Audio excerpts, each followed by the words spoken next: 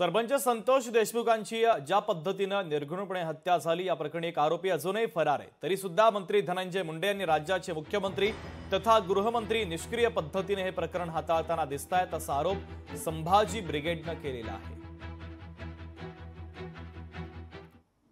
धनंजय मुंडेंनी राजीनामा तर दिलाच पाहिजे, एक मंत्री म्हणून तर राजीनामा दिला पाहिजे, परंतु एका आरोपीचे खुन्याचे साथीदार म्हणून सुद्धा राजीनामा दिला पाहिजे। सगळ्यात महत्त्वाचं राज्याच्या गृहमंत्र्यांनी सुद्धा राजीनामा दिला पाहिजे।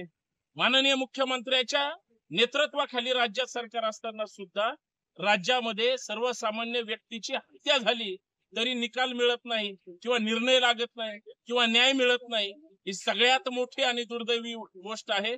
म्हणून मसाजोगच्या सरपंच संतोष देशमुखांच्या हत्या प्रकरणी सगळ्या नराधमांना तर फाशी झाली पाहिजे, परंतु एक जो फरार आहे त्याला सुद्धा लवकर पकडलं पाहिजे आणि धनंजय मुंडेंसहित माननीय गृहमंत्र्यांनी तात्काळ राजीनामा दिला पाहिजे अशी संभाजी ब्रिगेडची मागणी आहे।